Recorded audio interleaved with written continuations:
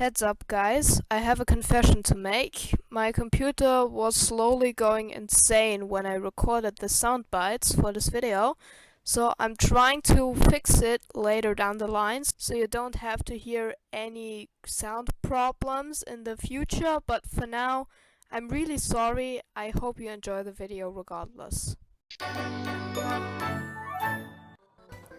Super Mario 127. One of the best fan games of all time. We already discussed a lot of this on this channel. However, there's one thing we didn't touch on yet, and that is the amount of glitches you can actually perform in this game. At first, it seems like it's not really that of a buggy mess, but you can easily break away this game with just pressing down a couple of parts, which is pretty surprising. So, with that, let's take a look at a couple of glitches. Starting off with a glitch, which is really surprising that it's even made its way into the demo of the game, and it's really surprising that it still doesn't get patched by the updates. This is the coin disappearing glitch. What you have to do is pretty simple. Just place a coin and then go into the coin settings and turn on the physics. This means the coin will actually drop down and then disappear when you play the stage. Everything behaves as expected. But once you go back to the editor, you'll find that the coins still behave like this. Surely they won't drop anymore, but the timer is still going. And after a short while, the coins begin to blink and eventually they'll just despawn. What's even more funnier is that you can't even interact with those anymore. It's like you deleted them on command. Now, besides them not appearing, they're actually still in the code, so they still appear when you play the stage, but like, why does this occur? I mean, I think some flags aren't going to be resetted, and that's probably why this happens, but why even leave this implemented? Whatever, I guess. But before we talk about our next glitch, I quickly want to bring up an exploit you can do in the game, which is pretty simple to pull off and it allows you to gain a lot of speed. And I would like to call it the dive rocket ship. Or at least that's what I think it's the best way to put it. Basically what you have to do is to dive and jump afterwards. If you then do another dive, it effectively keeps the speed you already gotten from the previous dive and roll out and adds it with the new dive speed. This allows you to quickly build up speed exponentially. Now obviously there is a limit in Super Mario 127, but you can get a lot of speed with this glitch. Or I don't really know if it's a glitch anyway, but this allows you to get pretty far. And as you can see by the input viewer, it's really simple to perform. I'm just mashing the dive and jump button and yeah, I'm basically a horizontal rocket ship. Our next couple of glitches involve using the cannons. And cannons don't really seem to be that solid of an item in Super Mario 127. The first couple of glitches you can perform are very simple to do and only require this specific setup. Just build a glass wall and the cannon right next to it with a normal scale. Now, you can use any other type of blocks for the wall, but for the sake of better visualizing everything, we're going to use glass walls to see what is exactly going on here. Once you actually build the setup, you are actually able to perform two glitches. The first one involves getting stuck inside a wall. Basically what you have to do is to enter the cannon and then shoot yourself at such an angle like I demonstrated it here.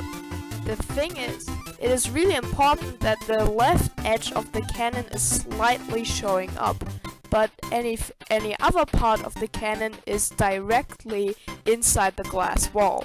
And here's the thing with the cannons. Mario's position is apparently always at the top of the cannon.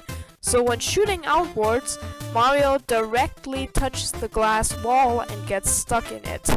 Now, seeing as how collision works in this game, once you're actually inside, there's no way back out. And the game somehow believes that Mario is falling. You're able to spin and waddle around, but Mario's just infinitely stuck. Poor little Mario. I guess when we push the R button, now it's back to normal. The second glitch is actually something even cooler, and this one allows Mario to phase through solid collision. Since we already talked about that Mario is always at the tippy top of the cannon, you can actually use this to get the cannon so far behind the wall that the collision will actually push Mario outside of it when you shoot the cannon, since the yellow parts of the cannon are actually beyond the wall.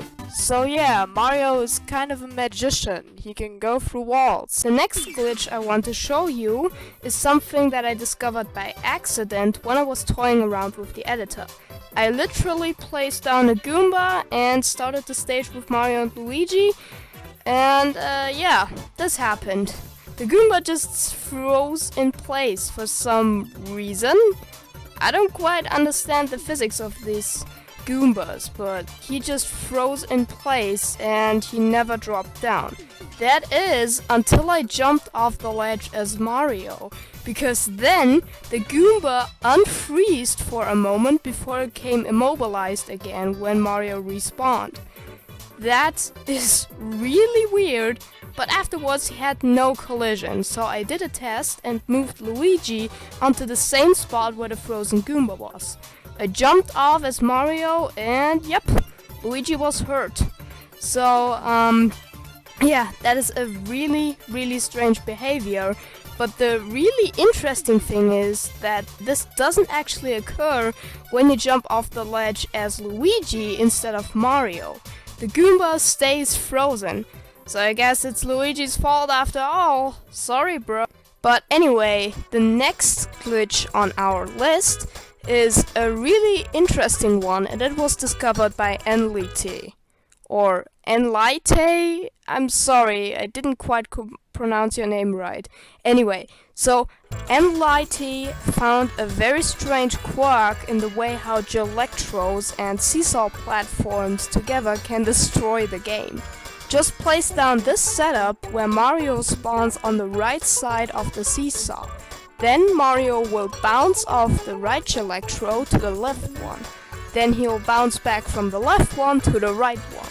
It takes a while and the goal is to get to 0 HP. So just wait there until Mario eventually reaches 0 HP and this will happen. Mario will just freeze in place for some unknown reason. But it's not really a soft lock. In fact, it's actually a game crash since you aren't able to reset the stage or anything. And if you now click on the grayed out window, the Windows crash handler will open. I love PC games, but anyway, crashing the game is actually really simple. So, since crashing games is always fun, let's check out another way to crash the game, discovered by the same guy who found the Gelectro glitch. And this one is called the Shine Crash.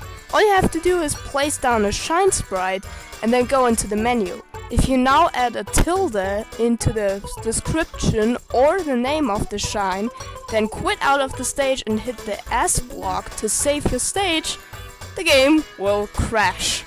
For some weird reason. Maybe it can't handle the tilde? Maybe it's not powerful enough? I don't know. But this right there gives you a way to actually crash the game anywhere, in any stage. That's pretty broken, right? Another simple way to crash the game is to use one of these rainbow Koopas, which the game seems to have a lot of trouble with. Basically, just place down a Koopa, go into the settings and make him rainbow.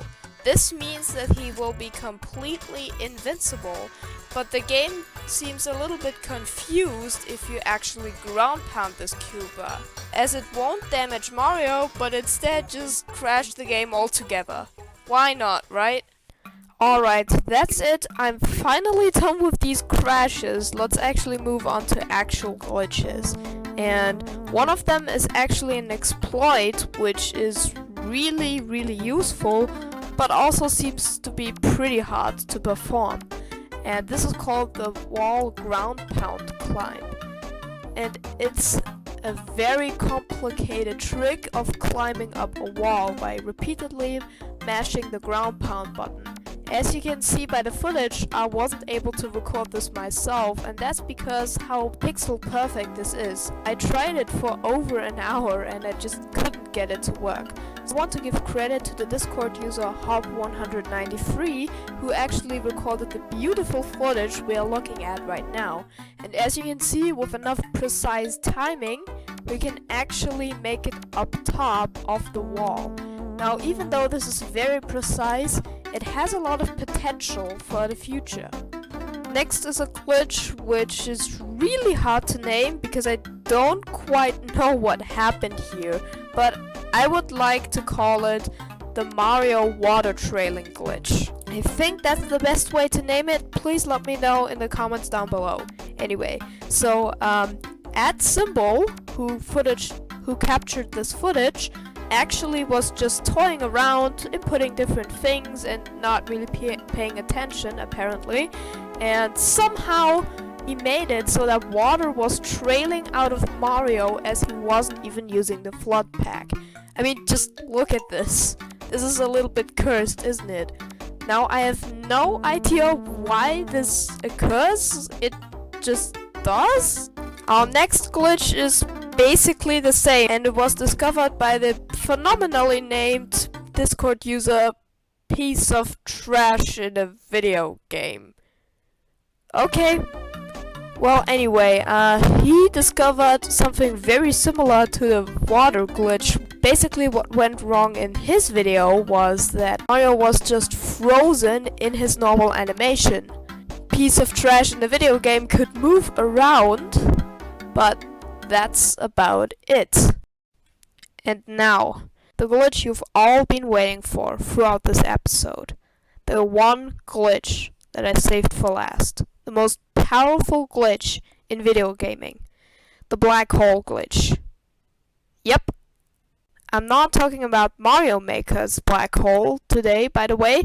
No. I'm actually talking about Super Mario 127's black hole glitch. And this one is actually even cooler. So I'm placing down a platform circle. There's a lot of things that the game clearly can't really handle that perfectly. Or at least it seems like.